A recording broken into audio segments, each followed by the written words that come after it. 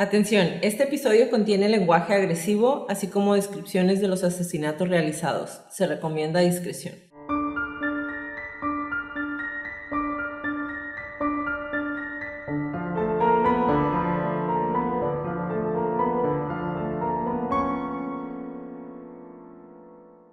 Hola a todos, bienvenidos a Crónicas de Crimen. Yo soy su host Jacqueline López y me acompaña, como de costumbre, Leti Mosqueda. Hi, Leti. Hi, Jackie. Hoy no está el Brando. No.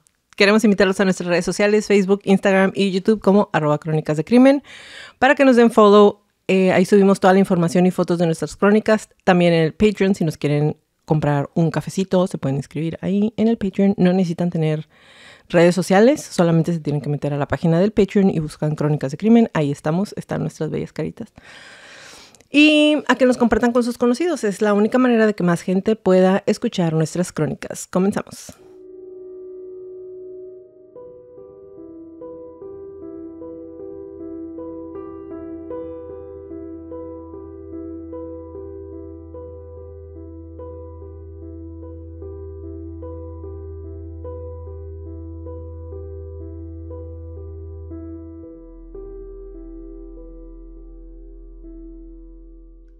Después de la investigación de la crónica de la semana pasada, no podíamos quedarnos ahí. Y aunque para ustedes estas crónicas van a salir una detrás de otra, o sea, en semanas una detrás de otra, la realidad es que han pasado meses entre sus investigaciones y no porque se hayan separado.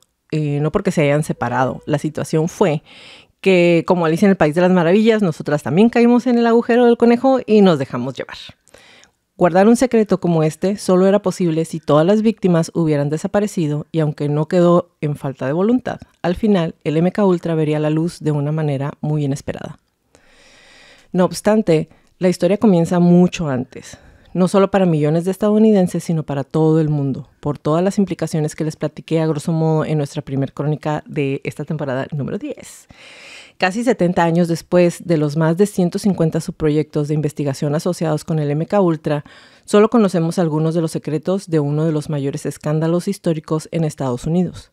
Por desgracia, gran parte de la información que se perdió en 1973 y el máximo exponente de los datos se encuentra en un informe en el 63 que sobrevivió milagrosamente a la purga de Helms, que, como les platiqué en la crónica pasada, fue cuando decidieron echar todo a un caldero literal y quemarlo. Uh-huh.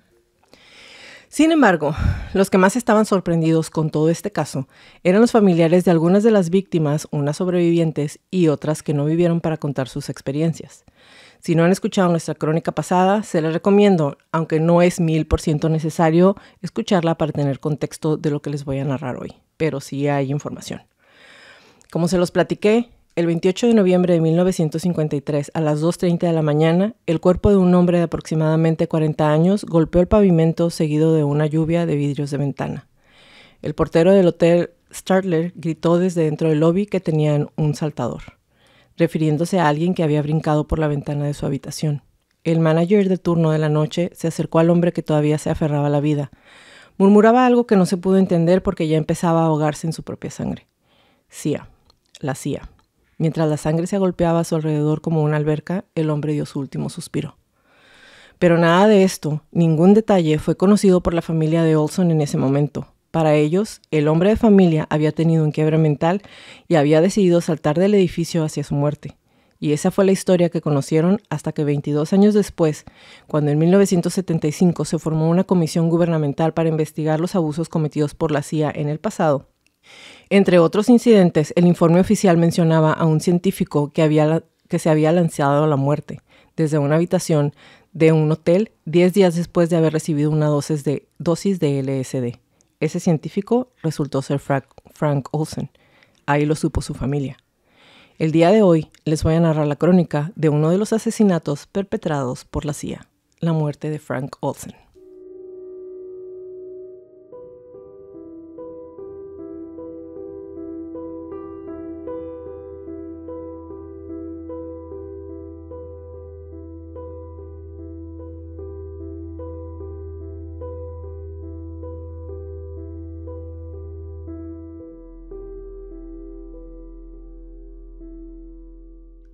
Como se los comentamos en el episodio, en la crónica pasada,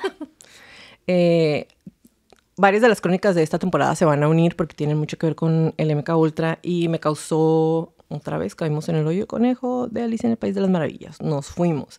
Hay muchísima información.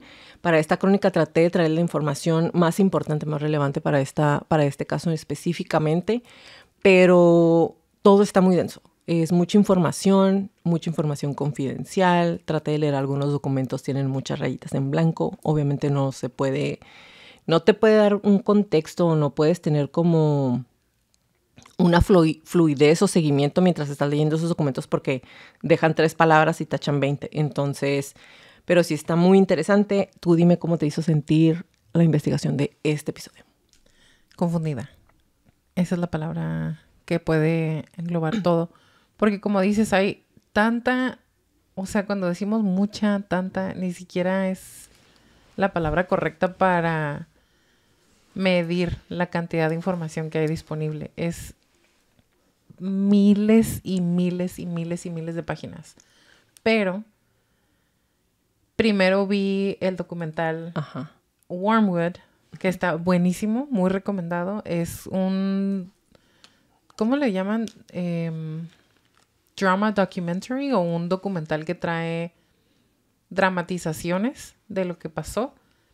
Entonces primero vi ese y después empecé a investigar, busqué información de documentos de la CIA, documentos del FBI que están disponibles por uno de los Freedom of Information Act, que sería Acto de Libertad de Información. Acto de Libertad de Información.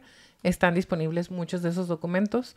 También estuve buscando recortes de periódico de aquella época. Pero sí, en general es como una confusión y hasta, no sé, preocupación de pensar todo por lo que estuvo pasando la familia inmediatamente después del suceso que nos vas a narrar y muchos años después que también nos lo vas a narrar el día de hoy. Entonces es como... Y saben que hay muchísima información, pero es información, mucha de esa información es fabricada. Aparte. Ahorita les voy a decir por qué. Pero bueno, Cuéntanos. solamente ahí está. El gerente nocturno miró a través de la oscuridad hacia su enorme hotel. Después de unos momentos distinguió una cortina que ondeaba a través de una ventana abierta. Resultó ser la habitación 110-18A. En la tarjeta de registro aparecían 2 nombres, Frank Olson y Robert Lashbrook. Los agentes de policía entraron a la habitación con armas en la mano. No vieron a nadie. La ventana estaba abierta. Abrieron la puerta del baño y encontraron a Lashbrook sentado en el inodoro con la cabeza entre las manos. Había estado durmiendo, dijo, y escuché un ruido y luego me desperté. El hombre que salió por la ventana, ¿cómo se llama?, preguntó un oficial. Olson, fue la respuesta. Frank Olson. En todos mis años en el negocio hotelero, dijo más tarde el gerente nocturno, nunca me encontré con un caso en el que alguien se levantara en medio de la noche, corriera a través de una habitación oscura en ropa interior, evitando las 2 camas que se atravesaban entre él y la ventana, y se sumergiera en ella, una ventana cerrada, con la persiana y las cortinas corridas.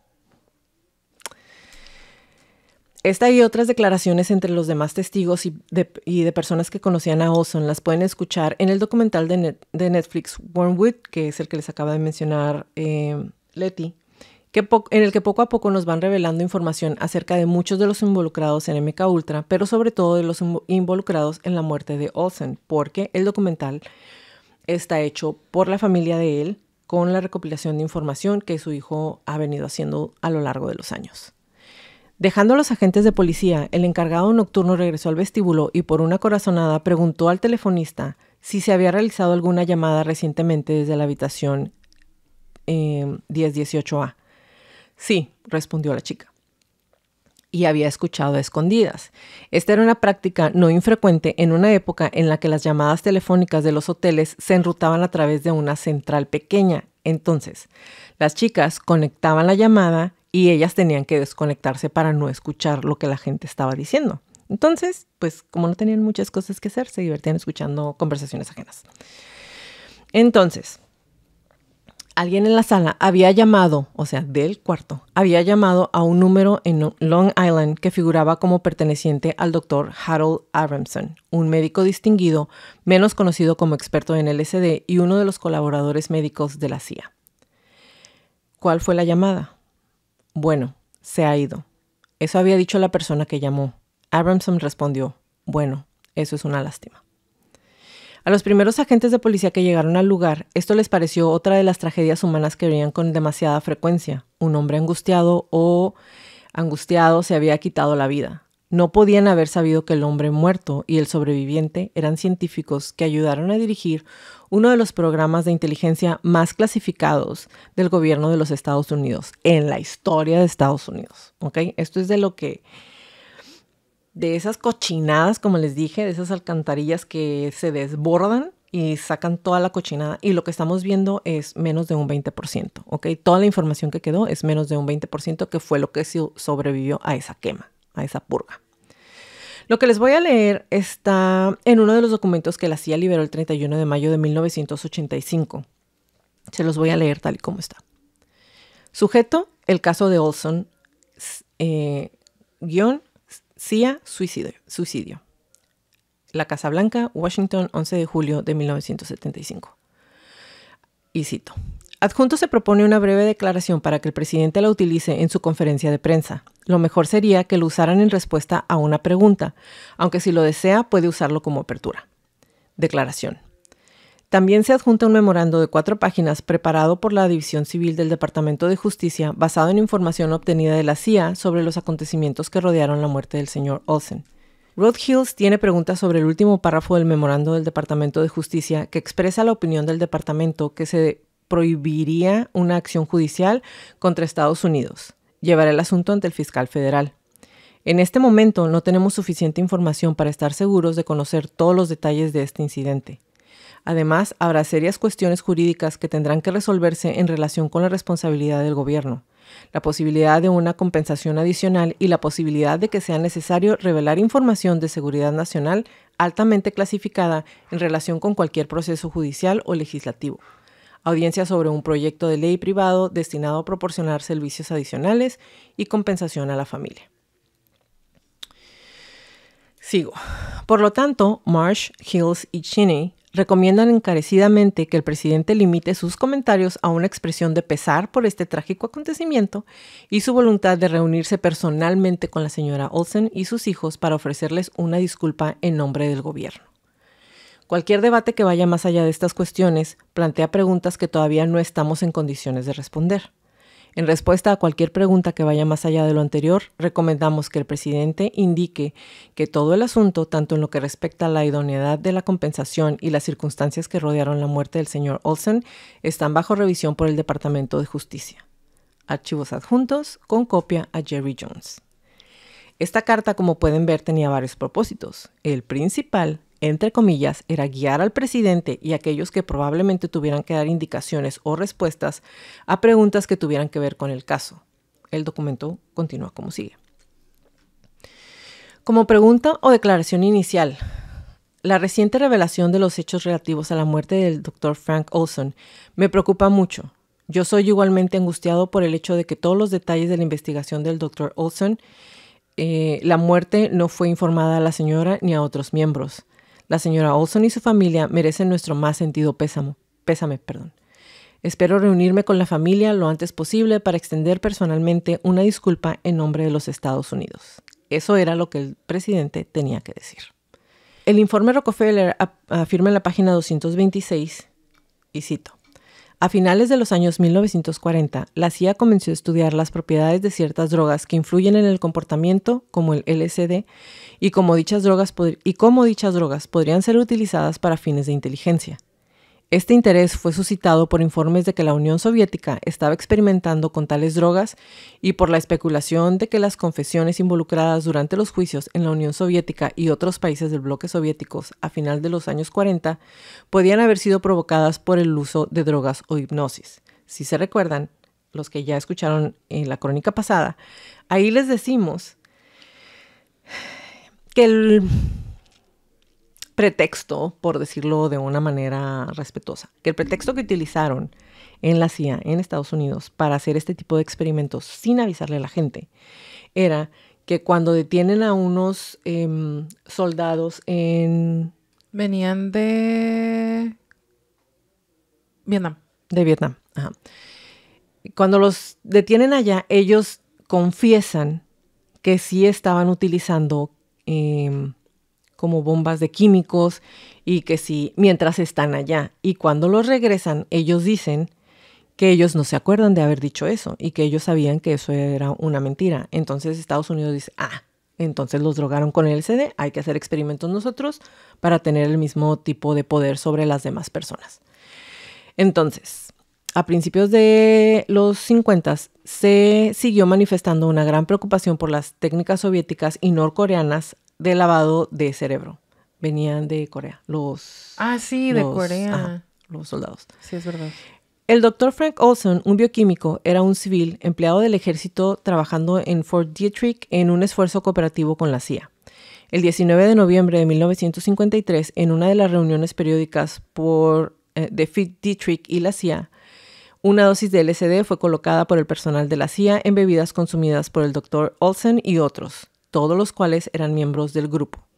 Antes de recibir el LSD, el Dr. Olson había participado en discusiones donde las pruebas de tales sustancias en sujetos desprevenidos fueron acordadas en principio. Sin embargo, ni el Dr. Olson ni ninguno de los demás se dio cuenta de que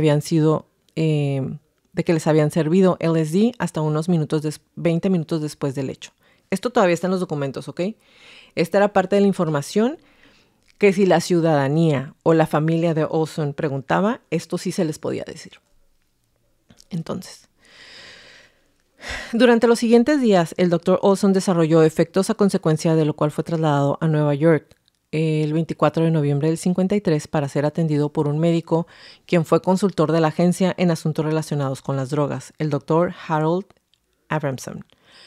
Los días 24, 25 y 26 de noviembre se reunió con Olson. Después de verlo el día 27, el Dr. Abramson creyó que la hospitalización sería lo mejor para Olson. Se le hicieron arreglos para una habitación del hospital cerca de la casa del doctor en el área de Washington, pero su habitación no se pudo preparar hasta el día siguiente. Posteriormente, el doctor Lashbrook de la CIA y el doctor Olson se quedaron en el Hotel Statler de Nueva York la noche del 27 de noviembre. El doctor Lashbrook informó que durante los cócteles y cena, el doctor Olson parecía alegre y hablaba libremente de su próxima hospitalización. Lashbrook y Olson se retiraron alrededor de las 11 de la noche. Ocupaban habitaciones gemelas separadas, camas en la misma habitación del 10º piso. Aproximadamente a las 2:30 de la mañana del sábado, Lashbrook fue despertado por un ruido fuerte. Informó que Olson se había estrellado en la persiana de la ventana cerrada y había caído a su muerte. El asesor general de la CIA emitió una opinión que la muerte se debió a circunstancias derivadas de un experimento llevado a cabo en el curso de su oficial para el gobierno de los Estados Unidos.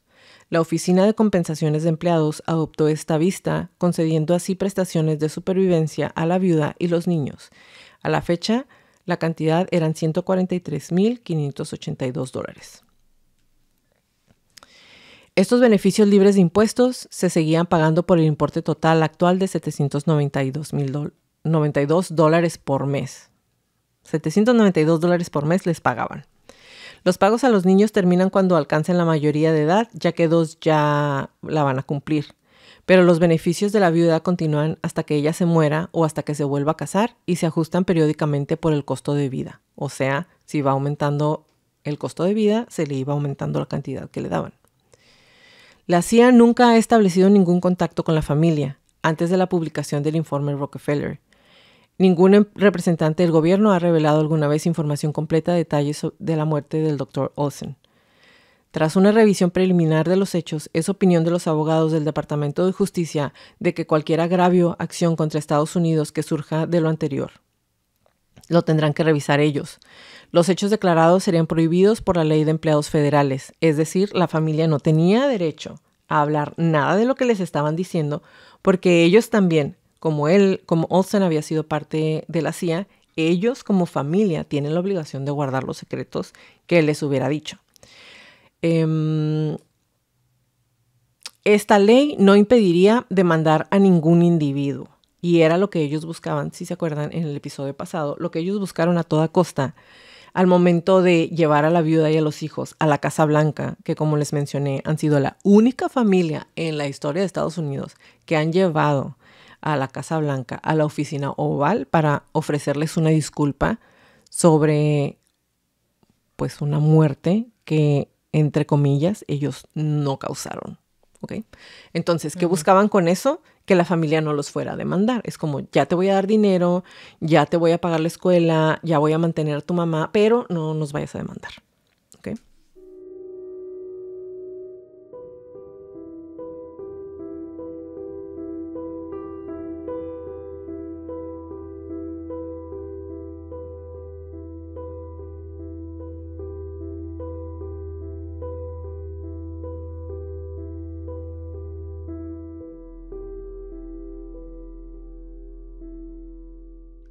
¿Pero qué sucedió realmente?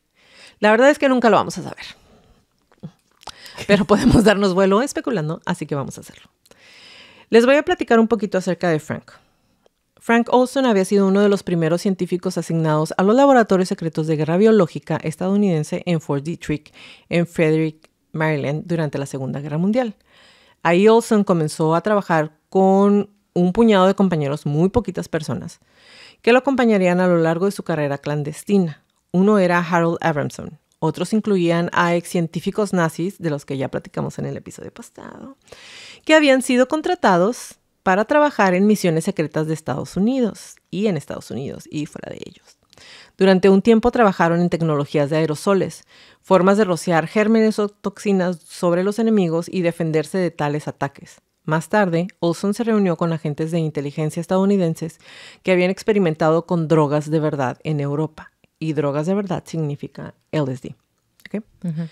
Olson fue dado de baja del ejército en el 44, pero permaneció en Fort Detrick con un contrato civil y continuó su investigación en aerobiología.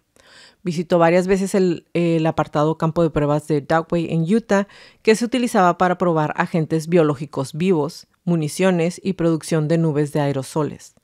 Fue coautor de un estudio de 220 páginas titulado Experimental Airborne Infections o infecciones experimentales en aerosol. Airborne, sí. En aerosol. Que describía experimentos con nubes de agentes altamente infecciosos en el aire. En 1949 viajó al Caribe para la Operación Arnés, que probó la vulnerabilidad de los animales a las nubes tóxicas. Al año siguiente formó parte de la Operación Sea Spray, en la que se liberó polvo diseñado para flotar como anthrax cerca de San Francisco. Viajaba regularmente a Fort Terry, una base militar secreta en Plum Island, frente al extremo oriental de Long Island, que se utilizaba para probar toxinas demasiado letales para llevarlas al territorio continental en Estados Unidos, o sea, en tierra.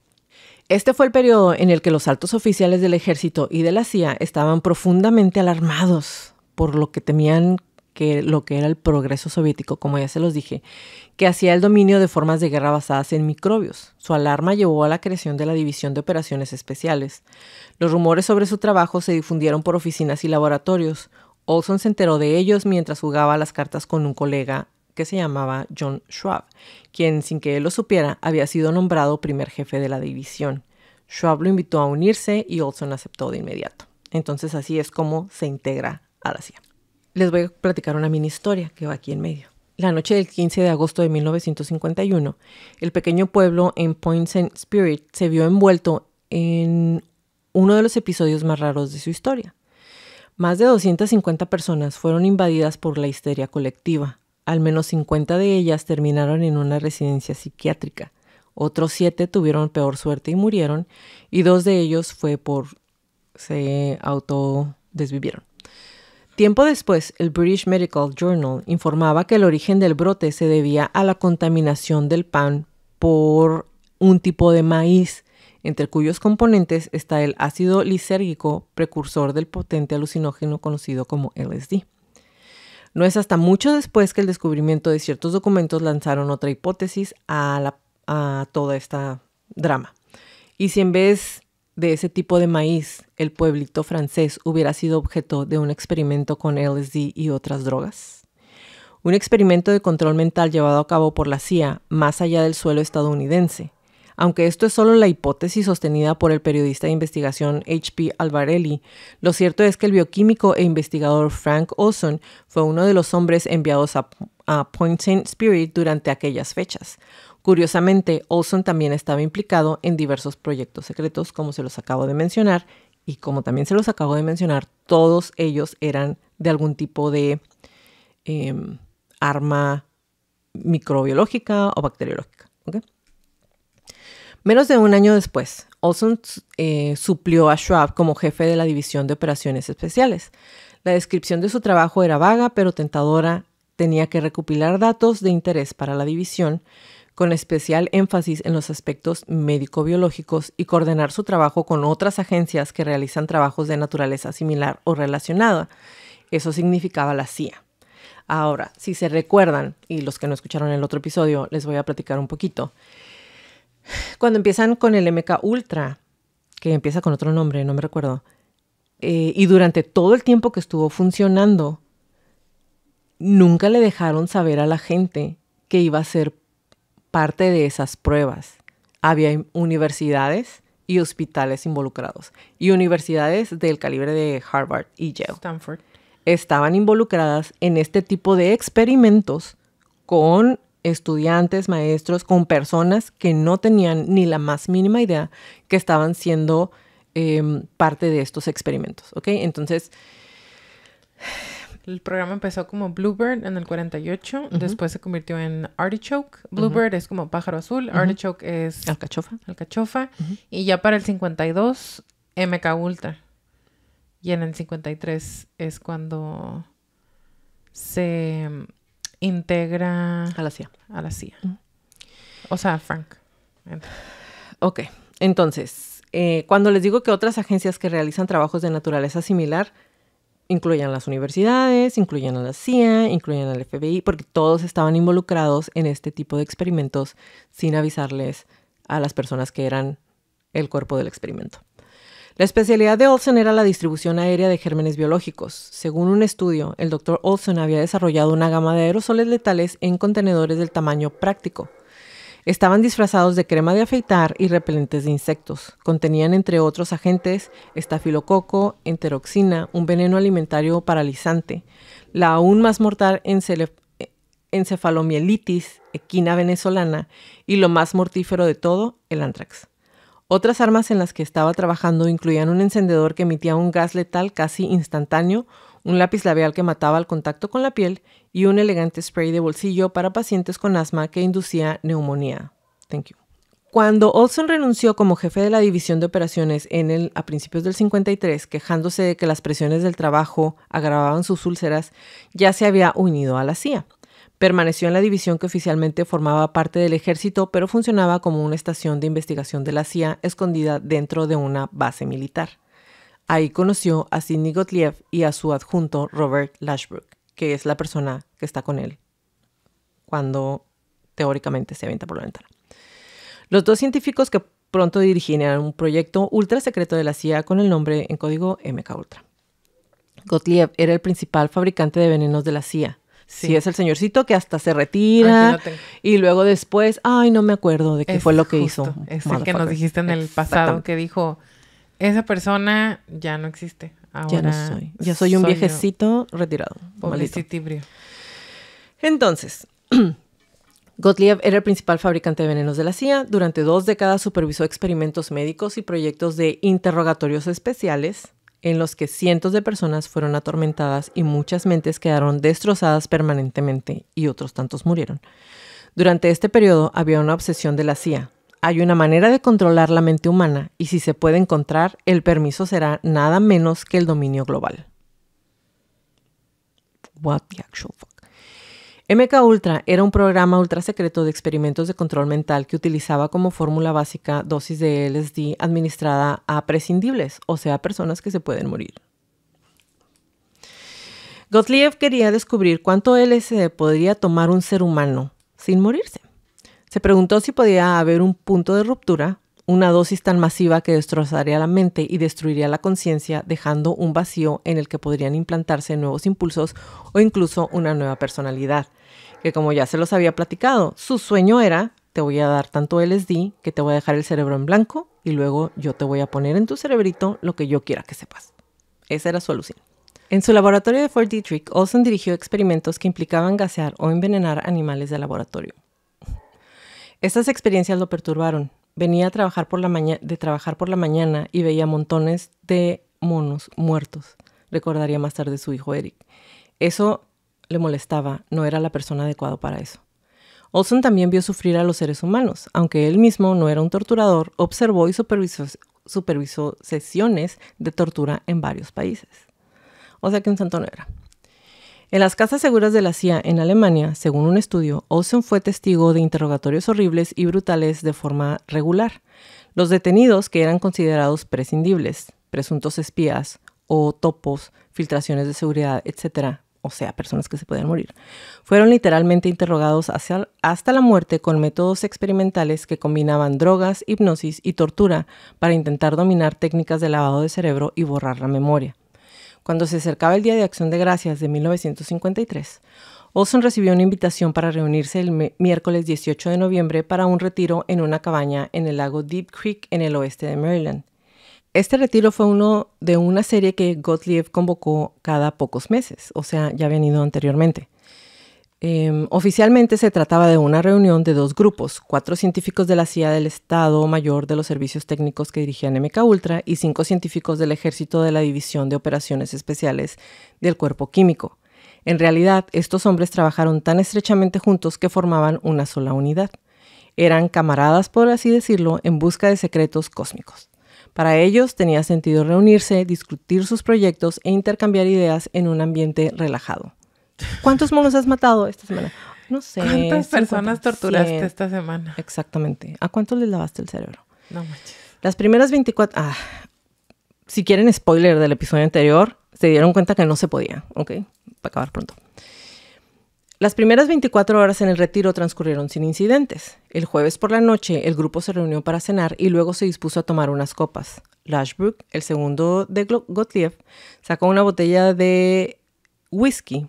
No es whisky, ¿no? Ay, no, es Cointreau. Es Cointreau. Ajá. Cointreau. Como se diga. Se por eso le dije pone a las margaritas. Se le Si pone no a me muchas equivoco. bebidas, pero... A muchas, pues. Y sirvió vasos para todos los que estaban ahí. Varios, incluido Olson, bebieron con ganas. Después de 20 minutos, Gottlieb preguntó si alguien se sentía raro. Varios dijeron que sí. Gottlieb luego les dijo que les habían añadido LSD a sus bebidas. Casual. Nada más quiero hacer pánico, una pausa. Imagínate el pánico de saber que con eso están atormentando a la gente y me lo acaban de dar en mi bebida. Ajá, es justo eso te iba a decir. El Gracias. pánico así como... Es que nunca, o sea, no me ha pasado eso, obviamente. Pero nada más de imaginarme, o sea, aunque ni siquiera haya sido verdad, ya empieza tu mente a trabajar en tu contra. O sea, imagínate que estás trabajando en un veneno durante años y has visto cómo torturan a la gente. Animales, y luego te dicen, chiquito, gente, le eché a tu bebida. Ah, sí, casual. ¿Cómo se sienten, Les ¿Se puse siente drogas. raro? ¿Qué creen? ¿Andan viendo cosas? La noticia no fue bien recibida. Obvio. Incluso en su estado de letargo, los sujetos podían entender lo que les habían hecho. Olson estaba especialmente molesto. Según su hijo Eric, se puso bastante agitado y tenía una grave confusión a la hora de separar la realidad de la fantasía. Sin embargo, pronto él y los demás fueron arrastrados a un mundo alucinatorio. Gottlieb informó más tarde que estaban de alborotadores y riendo, incapaces de continuar la reunión o entablar una conversación sensata. A la mañana siguiente estaban solo un poco mejor. La reunión se disolvió. Olson regresó con Frederick y cuando llegó era un hombre cambiado. A la mañana siguiente, el 23 de noviembre, Olson se presentó temprano en Fort Detrick. Su jefe, Vincent Ruet, llegó un poco después. Ninguno de los dos estaban en buena forma. Habían pasado más de 4 días desde que les administraron LSD sin su consentimiento. Más tarde, Ruet lo llamó la experiencia más aterradora que había tenido y esperaba tener en su vida. Olson empezó a expresar sus dudas y temores. Y cito, parecía agitado y me preguntó si debía despedirlo o si debía renunciar. Recordó Ruet más tarde. Ruet intentó calmarlo, asegurándole que su trabajo era excelente y así lo reconoció. Poco a poco Olson se convenció de que la renuncia era una reacción demasiado extrema. Y lo que sucede, si ustedes llegan a ver Wormwood, el documental de Netflix, él empieza a dudar y dice, perdí el control, no me acuerdo qué estaba pasando, entonces no soy una persona segura. Si alguien, el enemigo, me llega a atrapar, voy a soltar la sopa o voy a decir todo.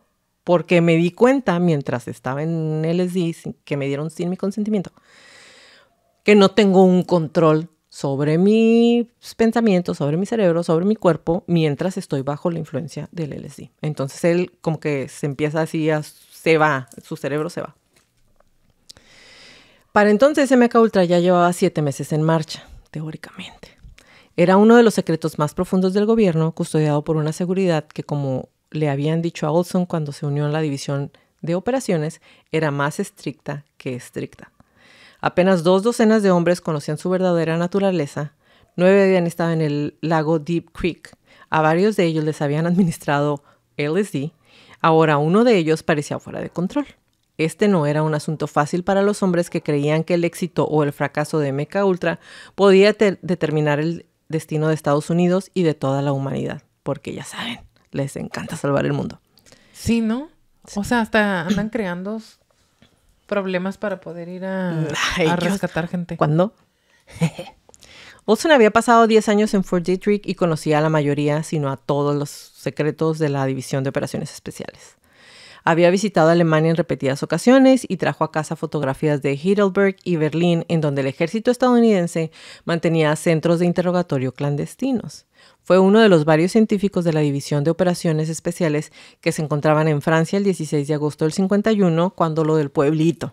O sea, él ahí andaba. Ajá. Posteriormente se determinó que la causa había sido el envenenamiento, como ya se los dije. Quizás lo más amenazador de todo esto es que si las fuerzas estadounidenses efectivamente hubieran utilizado armas biológicas durante la Guerra de Corea, de las cuales hay pruebas circunstanciales, y se los voy a enseñar cuando haga al Unabomber, Olson habría sabido. La perspectiva de que pudiera revelar algo de lo que había visto o hecho era aterradora. Y por eso es que él se de ahí empieza como de que no soy una persona segura, sé un montón de cosas, pierdo el control si estoy en LSD, si me atrapan, voy a decir todo lo que sé. Voy a soltar todo. Era muy abierto y no tenía miedo de decir lo que pensaba, recordó más tarde Norman Cornier, amigo y colega de Olson. Le importaba un carajo como ser polite. No se anduvo con rodeos en ningún momento. Eso es lo que les daba miedo. Las dudas de Olson se profundizaron. En la primavera del 53 visitó el establecimiento de investigación microbiológica ultra secreto en Porton Down, en donde científicos del gobierno estaban estudiando los efectos del sarín y otros gases nerviosos. El 6 de mayo, un soldado voluntario de 20 años recibió ahí una dosis de gas sarín. Empezó a echar espuma por la boca, sufrió convulsiones y murió 1 hora más tarde. Posteriormente, Olson habló de su malestar con un psiquiatra que ayudó a dirigir la investigación, William Sargant. Un mes después, Olson estaba de regreso en Alemania. En ese viaje, según una reconstrucción posterior de sus viajes, Olson visitó una casa de seguridad de la CIA cerca de Stuttgart, en donde vio a hombres morir a menudo en agonía a causa de las armas que habían fabricado. Después de escalas en Escandinavia y París, regresó a la Gran Bretaña y visitó Sargant nuevamente. Inmediatamente después de su reunión, Sargant escribió un informe en el que decía que Olson estaba profundamente perturbado por lo que había visto en las casas seguras de la CIA en Alemania y mostraba síntomas de no querer mantener en secreto lo que había presenciado. Ahora, tome nota de esto, porque esto que les acabo de decir es una declaración de alguien que trabajaba también en la CIA en el MK Ultra. Entonces esta persona escribió muy claro, mostraba síntomas de no querer mantener en secreto lo que había presenciado. Uh-huh. Eso es una bandera roja, porque si me estás diciendo eso, quiere decir que yo pienso que no va a aguantar mucho antes de ir a contar todo lo que sabe. Uh-huh. Entonces, envió su informe a sus superiores con el entendimiento de que ellos lo enviarían a la CIA. Sargant dijo más tarde, había intereses comunes que proteger. Nos regresamos. 5 días después de recibir la dosis de LSD, Olson todavía estaba desorientado. Rued, su jefe en la División de Operaciones Especiales, llamó a Gottlieb para informarle de esto. Gottlieb le pidió que trajera a Olson para platicar. En su reunión testificó más tarde, Olson parecía confundido en ciertas áreas de su pensamiento. Tomó una decisión rápida. Olson debía ser llevado a la ciudad de Nueva York y entregado al médico más íntimamente vinculado al MK Ultra, que era Harold Abramson, que es un viejito que no era psicólogo ni psiquiatra, pero le encantaba andar ahí experimentando con la gente. A Alice Olson le dijeron que eligieron a Abramson porque su marido tenía que ver a un médico que tenía la misma autorización de seguridad para poder hablar libremente. ¿Ok?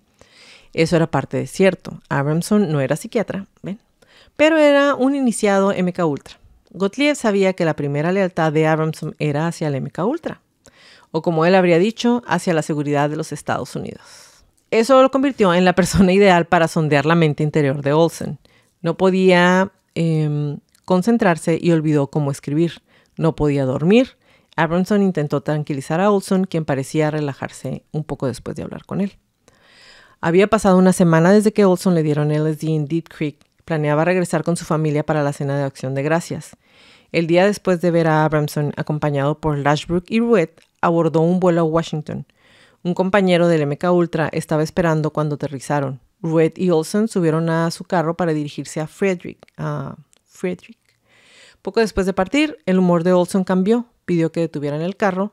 Olson se volvió hacia Ruett y le anunció que se sentía avergonzado de conocer a su esposa y a su familia porque estaba muy confundido. No quería llegar a su casa. ¿Qué quieres que haga?, le preguntó Ruett. Solo déjame irme solo. No puedo hacer eso. Bueno, entonces entrégame a la policía. Me están buscando de todos modos. O sea, ya andábamos paranoicos.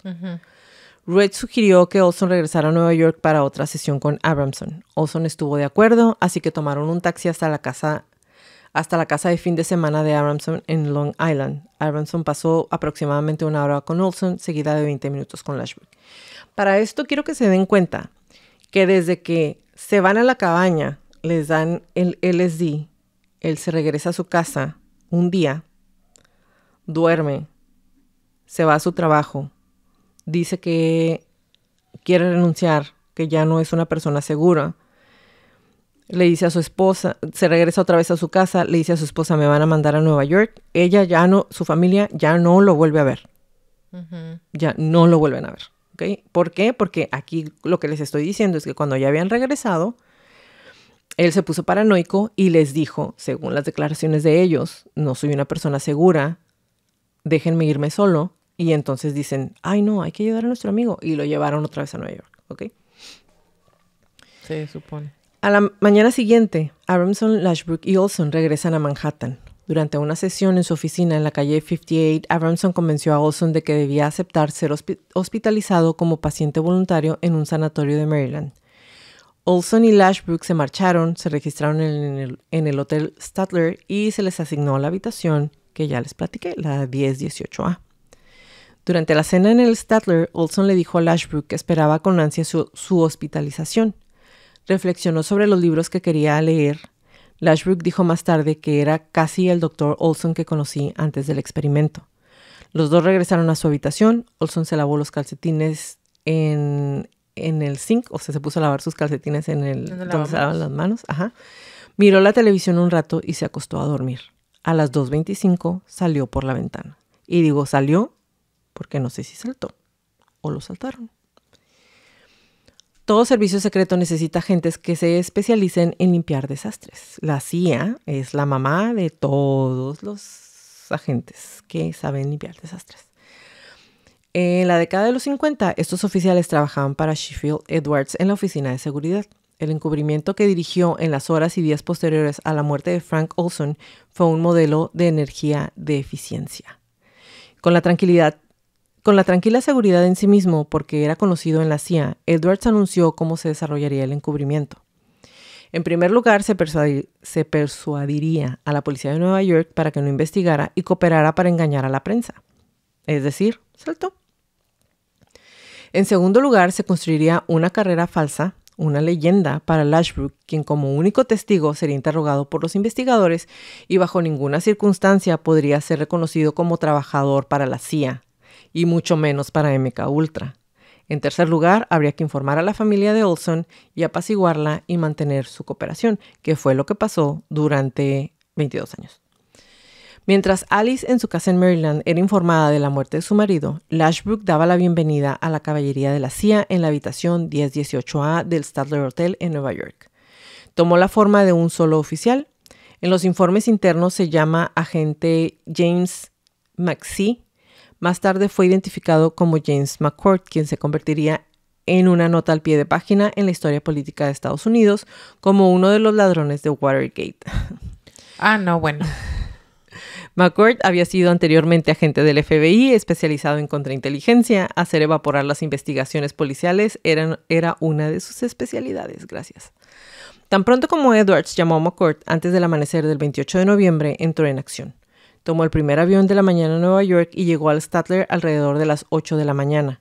Pasó una hora interrogando a Lashbrook y luego alrededor de las 9:30 le aconsejó que fuera a la morgue del hospital Bellevue, como había solicitado la policía, para identificar el cuerpo de Olsen.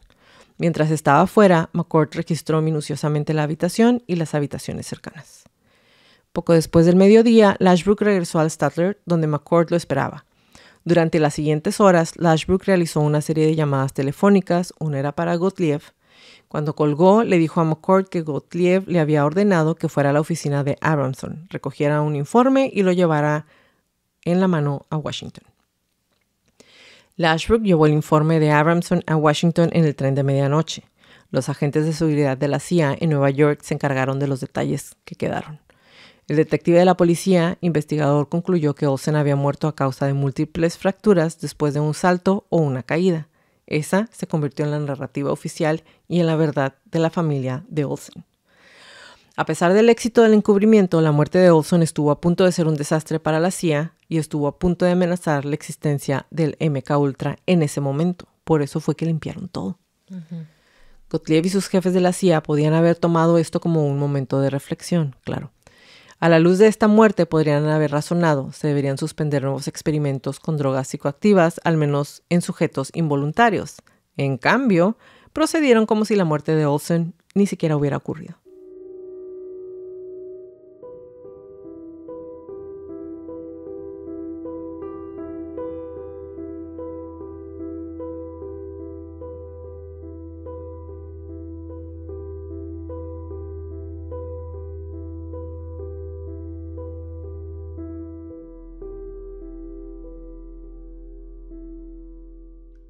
El 12 de junio del 75, el Washington Post publicó una historia sobre un científico del ejército que había sido drogado con LSD por la CIA, había reaccionado mal y saltó por la ventana de un hotel de Nueva York.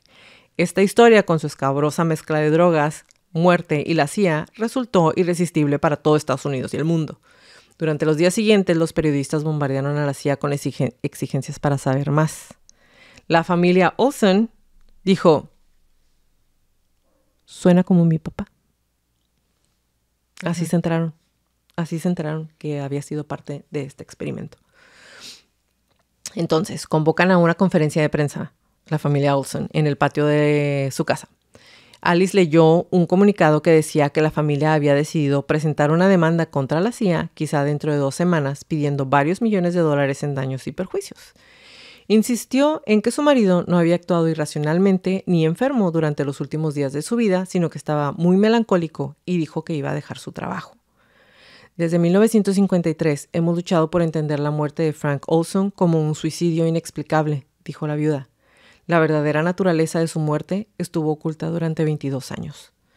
Además de anunciar planes de demandar a la CIA, la familia Olsen también pidió al Departamento de Policía de Nueva York que abrieran una investigación. El fiscal de distrito de Manhattan, Robert Morgenthau, respondió de inmediato prometiendo que su oficina comenzaría a investigar ciertos aspectos del caso. Las alarmas se dispararon en la Casa Blanca después de que la familia anunciara su plan de demandar a la CIA. Si se permite que proceda una demanda, daría a la familia, así como a los detectives de homicidios de Nueva York, una herramienta que podían utilizar para forzar la revelación de secretos profundos. Es decir, te puedo hacer un subpoena, no sé cómo se dice en español, un requerimiento, una orden de requisición en donde, a ver, enséñame todos tus documentos porque necesito investigar. Y entonces, si se ponían a investigar así, pues obviamente iban a tener que darles documentos. Imagínense el grado de seguridad que manejaba él, que solamente había una persona que ni siquiera era psicólogo que lo podía ayudar. Imagínense el nivel de seguridad que manejaba.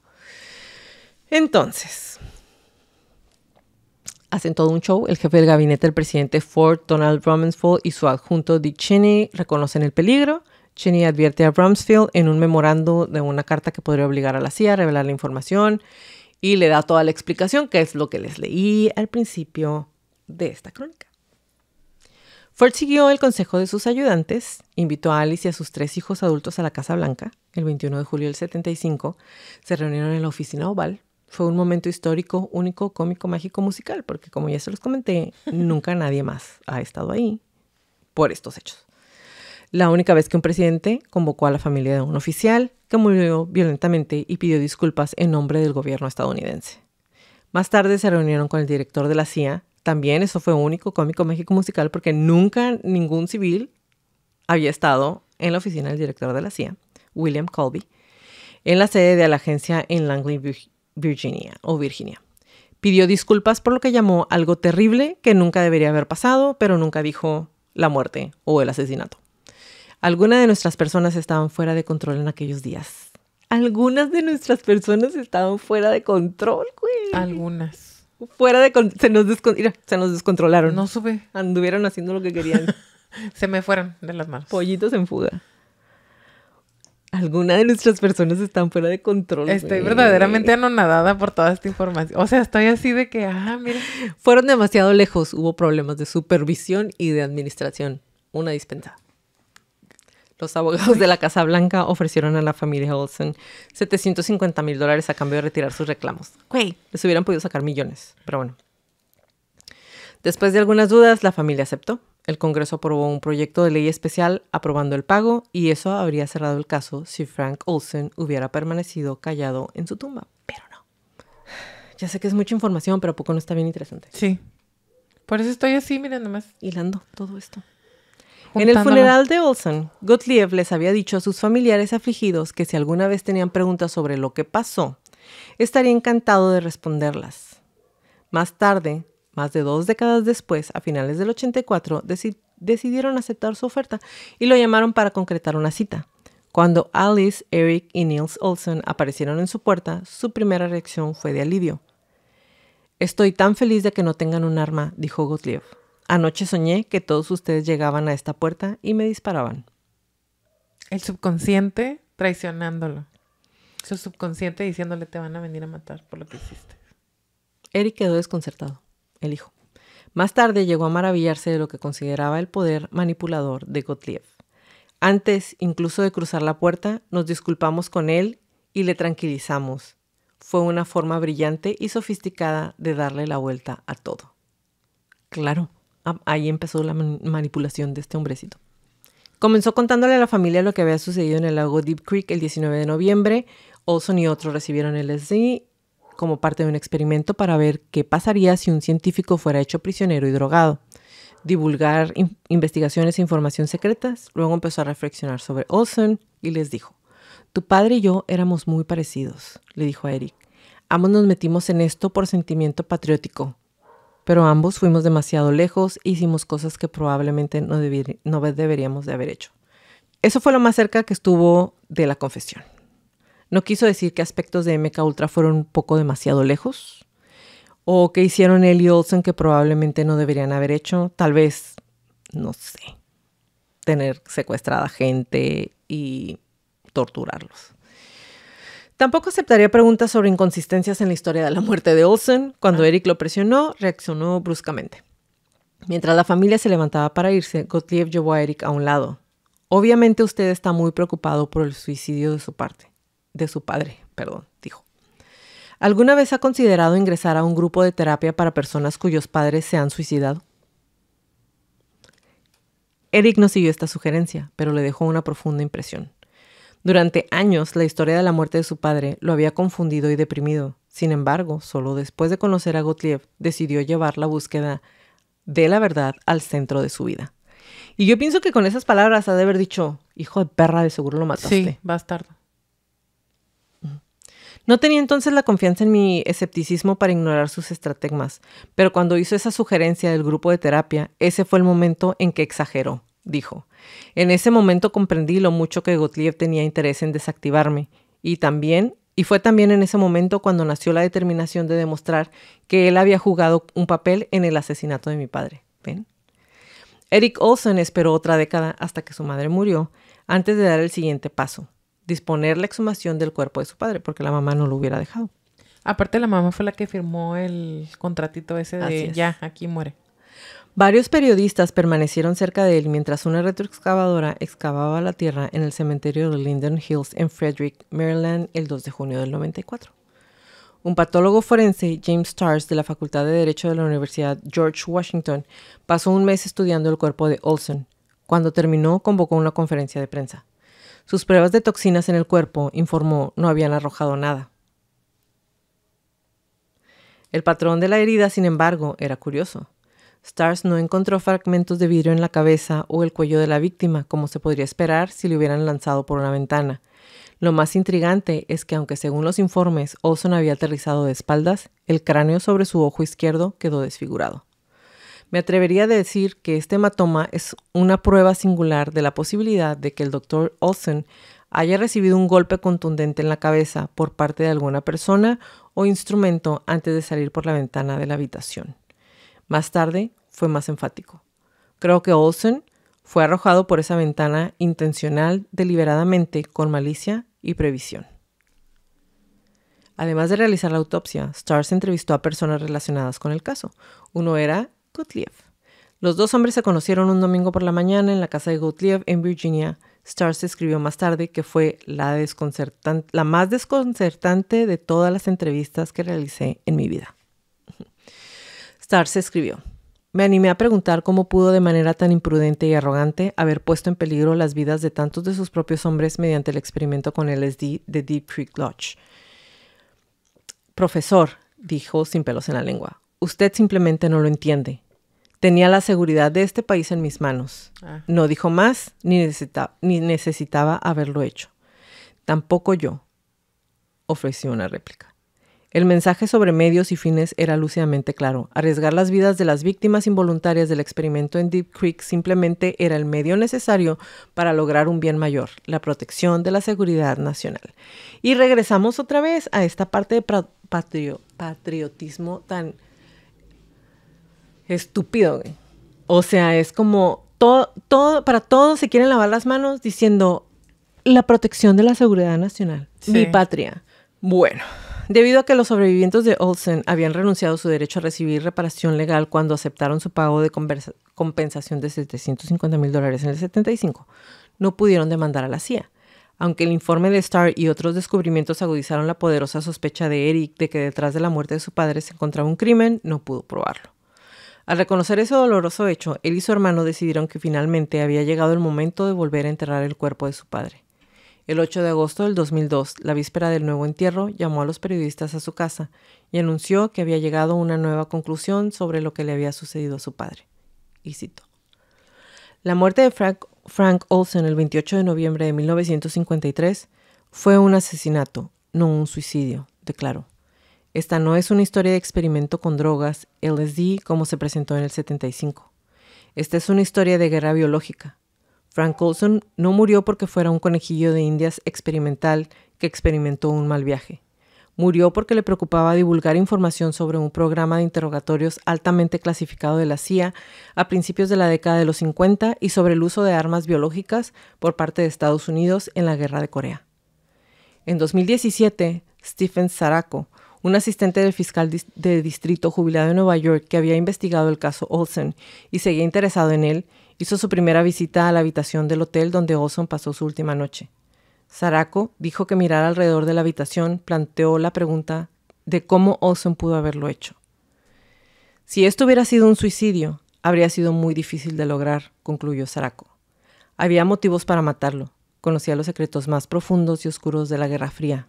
¿Mataría el gobierno estadounidense a un ciudadano estadounidense que fuera científico, que trabajara para la CIA y el ejército si pensara que representaba un riesgo para la seguridad? Hay gente que dice, definitivamente.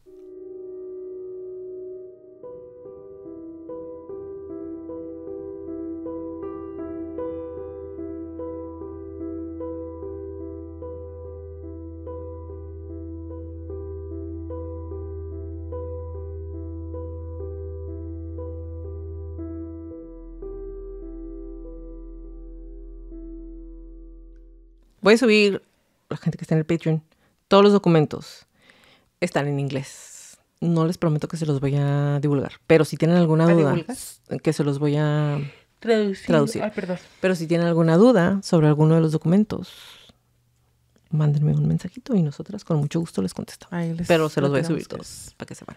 Exactamente. Estoy súper anonadada por la historia. Ahora quisiera darles algunos datos que yo traigo. Danos datos. Para complementar toda la información que ya nos comentaste. Seymour Hersh es el periodista que saca la nota que habla sobre un científico que es lanzado por la ventana, que había sido drogado, que es el que posteriormente Eric lee y dice, suena muy parecido a mi papá. Y se comunica con Seymour Hersh y es cuando empiezan a hacer las pláticas y después empieza toda la investigación. Seymour Hersh después declara, no puedo creer que la familia se haya creído esta historia por 22 años. Seymour Hersh también estuvo a cargo de exponer el escándalo de Watergate y de exponer la investigación, entre comillas, o no investigación, que hizo la comisión de Rockefeller. Esa misma comisión fue creada por el presidente Ford para que estuviera investigando varias cosas, ¿no? Pero la instrucción fue, revisen todo, pero no tanto. Es que acuérdense que en ese momento, si se acuerdan de la temporada pasada, cuando les hablamos del asesinato del Kennedy, acuérdense que la CIA y el andaba, pero mira, como dijeron, ¿cómo es lo que dije? Andaban desatados. Fuera de control. Andaban fuera de control. Ellos hacían lo que se les pegaba la gana y le decían al presidente, tú no te preocupes, mientras menos sepas, mejor. Andaban pero incontenibles. Entonces, ahí es donde se aprovecharon de todo esto y yo pienso que era como de que, ay, sí está mal, pero no tanto. Tú no te preocupes, nosotros nos encargamos. Algo que comenta Eric cuando deciden que van a comenzar con toda la investigación, todavía estaba viva su mamá. Algo que comentó me marcó mucho porque dijo, algo tan personal estaba a punto de convertirse en un asunto público. Y empieza a hacer memoria y es cuando platica. Creo que lo contamos en el episodio pasado. Se acuerda Eric que durante el servicio o el funeral para su padre, Ruet le dice a su mamá, Vin Ruet, que era el mejor amigo y compañero muy cercano de su papá, le dice a Alice, tal vez no sería adecuado que llevaras a tu hijo al cementerio, déjalo en mi casa. Y Eric cuenta, desde que entró a la casa se sentía sumamente incómodo. Y comienza a relatar que tenía él una reacción muy visceral hacia Ben. Cada vez que lo veía era como no lo soporto, no lo quiero cerca. Y recuerda, empezó a visitar a mi mamá después del fallecimiento de mi padre. La visitaba diario. Todos los días llegaba, se sentaban a platicar, mi mamá empezaba a llorar y él empezaba a preparar unos martinis de vodka. Y dice Eric, pienso que eso fue lo que llevó a mi mamá a hacerse alcohólica. Dice, es cuando mi mamá se convierte en alcohólica. Se me hizo maquiavélico totalmente. Sí, así como bien súper planeado. Asqueroso, horrible. También otra cosa que ya la mencionaste. Cuando el presidente se disculpa con ellos, dice Eric, nos decía mucho sin decirnos nada en realidad. Pues es que es lo que les leí en la carta, que realmente es como que este hecho, pero como de que el presidente ni siquiera sabía de que estaba ofreciendo disculpas, como ¿sabes? muy como que así como de que usted pide disculpas, de lo que haya pasado, pide disculpas. Tenemos que calmar esto y los vas a llevar a la Casa Blanca y vas a hablar con ellos y luego los vamos a mandar con el director de la CIA.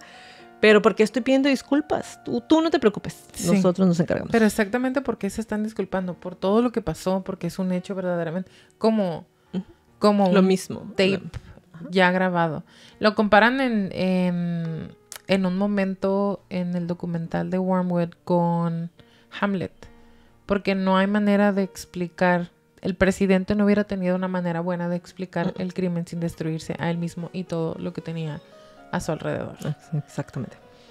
¿Qué más les quería comentar? No sé si lo vas a decir más adelante. Ya terminé. Ya terminé, chica. Muy bien. Eric se puso a leer muchos documentos, muchísimos documentos, los que estaban disponibles, y encontró, la única constante que encontró era la incoherencia. Entre lo que les dijeron cuando pasó lo de su papá, los documentos que encontraron después de que se hizo pública la historia, toda la investigación que estuvieron haciendo, cuando estuvieron haciendo todas las entrevistas, todo era incoherente. Nada encajaba, nada explicaba de manera satisfactoria todo lo que había pasado.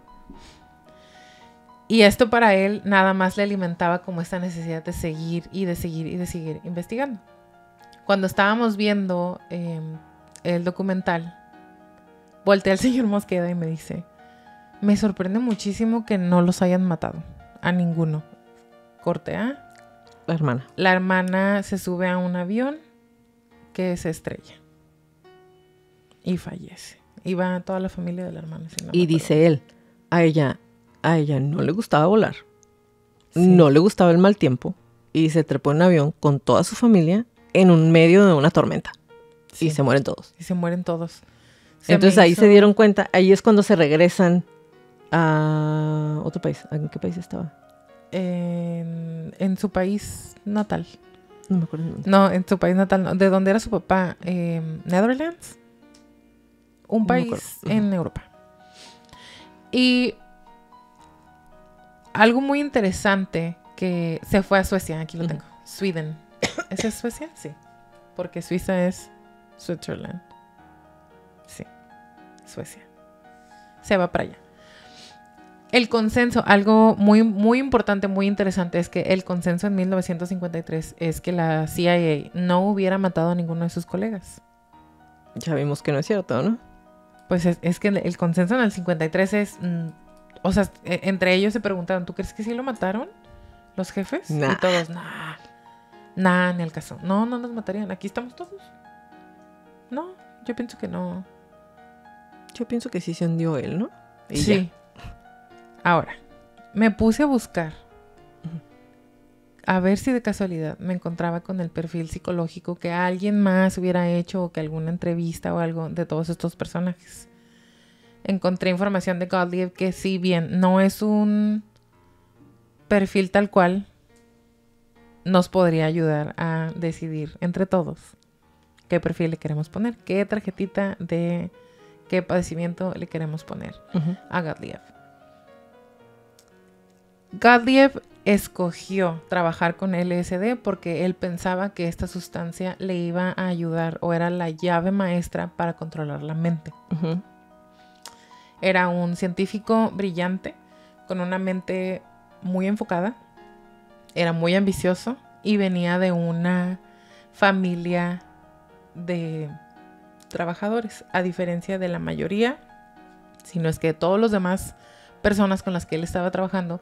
Él venía, digamos, desde abajo. Él se tuvo que ganar toda la educación que tuvo. Él se tuvo que ganar un lugar entre todos.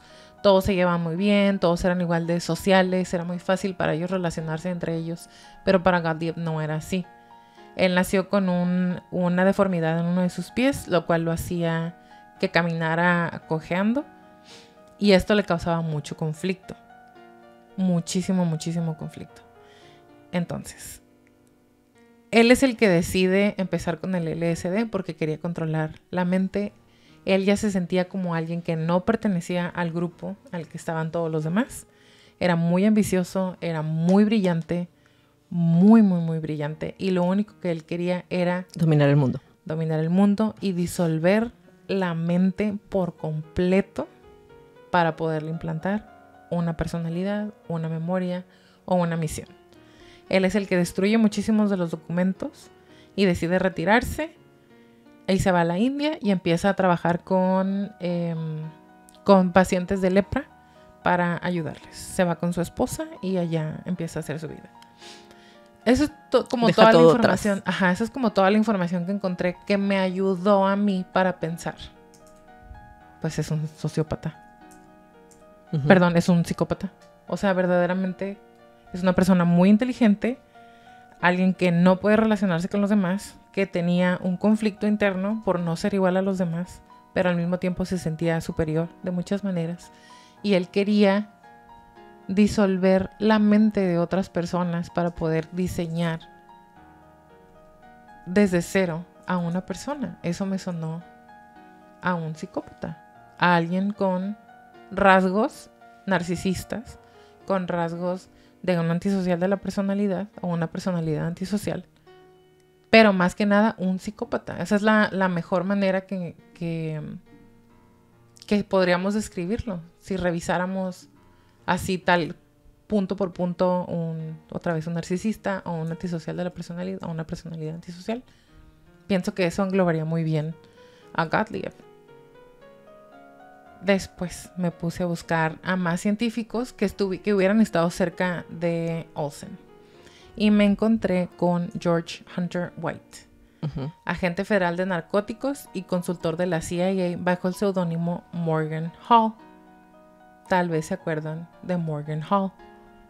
Fue el director de Midnight Climax, el programa del que les hablamos en la crónica anterior, que era un cuarto de hotel donde prostitutas podían llevar a diferentes personalidades y los llevaban ahí y les daban algún tipo de droga y él los estaba viendo en una cámara de Gesell. Ahora, White era muy muy diferente a los otros aliados. Estaba muy bien versado en todo lo que fuera seguridad nacional, en leyes, en asuntos de la CIA, en asuntos del FBI. Conocía a muchísima gente dentro y fuera de esos brazos. Y en una carta a Gottlieb le escribió. Hunter White le escribe a Gottlieb: por supuesto que yo era un misionero muy menor en la causa, un hereje incluso, pero trabajé de todo corazón en este programa, el MK Ultra, porque era divertido. ¿Y dónde más podría un norteamericano como yo, de sangre roja, mentir, matar, engañar, robar, violar y saquear con la bendición y sanción del Altísimo? Sí, eso lo resume en una persona. Bueno, George Hunter White y Gottlieb eran muy amigos. Por eso le escribió esa cartita tan bella diciéndole: el trabajo fue poco, pero fue honesto, básicamente. Ahora, me encontré con Donald Ewen Cameron, porque yo de verdad empecé al igual que, como dijo Jacqueline, o sea, me aventé a este hoyo de conejo, del que todavía no salgo, porque ahorita les voy a decir qué libro estoy leyendo. Dije, me costó muchísimo trabajo aceptar o pensar que todas las personas estaban 100%, ¿cómo se dice? Que tenían 100% toda la información y que de todas maneras le dieron. Porque Frank Olsen sí tenía la información y no. Como que cada quien tenía parte de la información para que no todo el mundo supiera, ¿no? Exactamente. Pero Gottlieb definitivamente sí tenía toda la información. Lashbrook definitivamente tenía toda la información. Abrahamson también tenía toda la información. Pero me encontré otra vez con Donald Ewen Cameron. Él es nacido en Escocia y estudia en la Universidad de Glasgow. Vivió en diferentes países, como en Maryland, en Estados Unidos, en Zurich, en Suiza, en Manitoba, en Canadá, y Massachusetts, en Estados Unidos. Ahora, él estuvo trabajando en un hospital en Canadá, en donde Jacqueline ya nos platicó de ese hospital en el episodio, en la crónica anterior. Él era el que estaba encargado de darle las dosis de electroshock a las personas, que les daban hasta 6 dosis diarias, todos los días.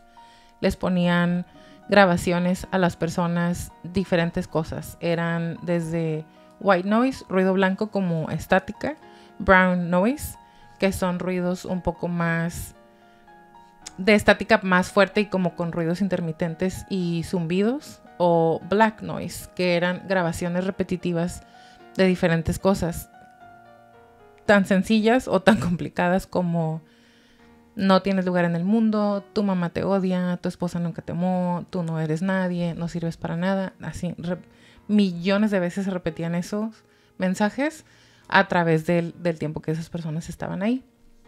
Ahora, si ustedes quisieran ver un ejemplo visual quizá un poco dramatizado del tipo de experimentos que Donald Cameron estaba llevando a cabo, podrían ver Stranger Things. Es básicamente ese programa el que estaba llevando Cameron. Ahora, Cameron quedaba de entre 40 o 30 veces el nivel necesario de voltaje para dar una terapia de electroshock. Después le daba únicamente de comer LSD a sus pacientes y les daba 15, 30, 40 veces la dosis necesaria para poder sentir los efectos de esta droga. Ahora, a él le dijeron que estaba trabajando para una cura de la esquizofrenia. Ahora, esto no significa que ya por eso se le puede perdonar todo lo que hizo. Cameron, en varios de sus escritos, describía un comportamiento que podríamos llamar visión en túnel, porque para él las personas dejaron de ser personas, las drogas dejaron de ser drogas, el tratamiento de electroshock dejó de ser tratamiento de electroshock, todo dejó de ser terapia. O sea, para él nada más quería encontrar una cura para la esquizofrenia a como diera lugar. Y no le importó a quién le tenía que pasar por encima, a quién tenía que desvivir, a quién tenía que torturar, con quién tenía que trabajar, las medidas, nada de eso le importó. Él nada más quería curar la esquizofrenia. Entonces, tal vez él no sabía exactamente lo que estaba pasando o para quién estaba trabajando. Y esa ignorancia se convirtió en un arma muy, muy peligrosa, porque entonces pierdes visión de lo que estás haciendo, por qué lo estás haciendo, o con quién lo estás haciendo, porque tienes un punto que a lo mejor no existe. Que ahorita, en la actualidad, ya se está llevando tratamiento con psicotrópicos para algunas enfermedades fisiológicas y mentales también. Hay un tratamiento para personas que tienen escoliosis, que es una desviación en la columna, y se les da microdosis de hongos alucinógenos o de LSD y las personas pueden sentir algún tipo de alivio. O sea, tal vez él no estaba tan perdido en aquellos años, pero de cualquier manera, otra vez no tenía toda la información. Se inventaron una empresa que no existía, que era de la ecología de la humanidad. Y a él le dieron como todos los, ¿cómo se dice? Como todos los recursos que él hubiera necesitado para encontrar, entre comillas, la cura para la esquizofrenia. Entonces, esta persona me parece que también de alguna manera podría haber sido un psicópata sublimado, ¿sabes? Porque sí quería ayudar a las personas, pero no le importaba el costo. O sea, dejó de ver a las personas como personas en este afán loquísimo que según él tenía para curar la esquizofrenia. Y de Frank Olson estuve buscando información. Verdaderamente él era una persona normal.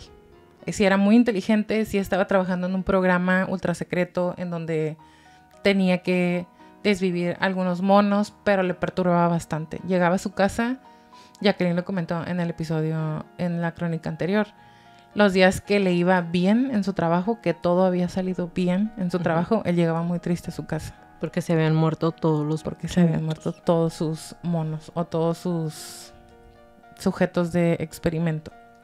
Eso para mí, eso. Y la manera tan sensata, tan honesta en cómo reaccionó después del experimento y la culpa tan tremenda que sentía y las pláticas que tuvo con su esposa en las cuales le decía, cometí un terrible error, arruiné el experimento. Porque ahora ya todos saben que si a un científico nos raptan o nos secuestran y nos drogan, nos pueden obligar a revelar secretos. Cometí un error. Ya no soy una persona confiable. Necesito que me despidan o yo tengo que renunciar. Entonces, otra vez me lo relacioné mucho a él con Cameron, con el doctor. No es que sean personas buenas 100% ni malas 100%, como Gottlieb, por ejemplo, o Hunter, ¿qué se pide? White. Sí, George Hunter White. Porque ellos sí sabían lo que estaban haciendo y lo estaban disfrutando. Y tenían perfecto conocimiento y le estaban mintiendo a todas las personas alrededor. Por el otro lado, Olson sabía hasta cierto punto las cosas que estaba haciendo, pero demostraba lo que nos hace humanos. ¿Cómo se dice? Arrepentimiento. Mostraba que sí estaba afectado por las cosas que estaba haciendo. mostró en algún momento las ganas incluso de dejar de hacerlo, dejar de trabajar ahí. Que podríamos decir, sí, pero no era necesariamente porque lo que estaba haciendo era malo, sino porque sintió que ya no estaba haciendo bien su trabajo. De cualquier manera, o sea, lo que él quería era ya, que esto se termine, yo ya no quiero estar involucrado, todo esto se está saliendo de mis manos, ya no me siento a gusto, ya no soy feliz, etcétera. Entonces, para mí, Frank no es 100% bueno, pero tampoco es malo. Pero sí es para mí 100% una víctima de todo lo que estaba pasando porque no tenía el conocimiento completo. Pero estaba ahí cuando los estaban torturando. E iba a ver que sus armas que él estaba desarrollando funcionaran en las personas a las que estaban torturando. No, sí, 100%. Al final de este episodio les voy a poner los nombres de las personas que estuvieron en la CIA, de los científicos que trabajaron con la CIA y que Klaus Barbie es uno de ellos y que estuvieron mucho tiempo trabajando en la CIA y que se retiraron como viejecitos y ya se les olvidó todo lo que hicieron porque ya son hombres nuevos. Ahora, les voy a poner los nombres. Tengo una pregunta para ti. Dígamela. ¿Él brincó o lo arrojaron por la ventana? Yo creo que lo mataron antes y luego lo aventaron. ¿Sí? Lashbrook. ¿Tú piensas? Sí. ¿Te digo yo qué pienso que pasó? ¿Qué piensas? Que sí se estaba peleando con Lashbrook. Y cuando supo Javali, él se aventó por la ventana. Ahí te va por qué. ¿Te acuerdas en la película de Yo Robot? Uh-huh. Que hace el robot. No, el científico que está diseñando los robots. Ah, se avienta el último. Se avienta él por la ventana. Uh-huh. Y hay un holograma que cuando llega el detective le está haciendo preguntas al holograma y el holograma le responde. Y llega un punto en el que le hace una pregunta y el holograma le dice, mis respuestas son limitadas, haz la pregunta correcta. Y le dice el detective, ¿por qué te aventaste por la ventana? Y el holograma le dice, esa es una muy buena pregunta. Y se desaparece el holograma, se desactiva. Y a lo largo de la película es una persona que se está dando cuenta hasta dónde va a llegar su trabajo y ya no lo puede parar. No porque no supiera antes, no porque no supiera lo que estaba haciendo, sino porque vio hasta dónde va a llegar. Y o sea, ya no hay nada. Y el científico se avienta por la ventana para que alguien se pregunte por qué se aventó por la ventana. Y empiezan a hacer una investigación y encuentran a la excepción de todos los otros robots, que en realidad ese robot es el que lo avienta por la ventana. Pero el señor lo diseñó para que hubiera un error, para que hubiera una razón por la cual voltear a ver el experimento. Revisaran qué estaba pasando. Entonces, yo pienso que Olsen dijo, me van a matar de todas maneras. Que valga la pena. Y se avienta por la ventana, porque entonces tienes que investigar. No le salió con su astucia. Ajá, no le salió a la primera durante 22 años, pero al final toda la información se destapó. Yo pienso que eso me gusta pensar que eso fue. Es muy buena teoría. ¿Verdad? ¿Ustedes qué piensan? Ah, perdón. Me acordé. Según toda la CIA, Olsen nunca se recuperó del experimento. Uh-huh. Incluso 9 días después no se había podido recuperar, seguía fuera de sí, por eso ya no lo regresan a su casa. Se lo llevan al hospital, llegan al hotel porque lo van a llevar a hospitalizar porque no está bien. El hotel en donde se habían quedado tenía una regla. Si hay una persona que no está bien, no lo podemos poner en ningún piso que no sea el primero. Sí, es cierto. Si Frank de verdad estaba suicida, que todo el mundo se dio cuenta en el ¿por qué no dijeron en la entrada? No lo hubieran puesto en ese piso. Pero los compañeros con los que llegó Frank, porque llega con Lashbrook y con el amigo que después va y lo visita, ellos dos solicitan ese piso. Por la vista. Por la hermosa vista. La hermosa vista.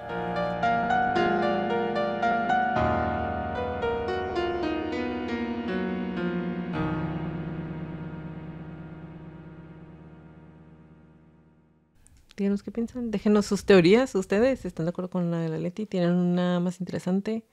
¿Creen que lo mataron? Déjenos sus teorías aquí abajo. Déjenos sus comentarios.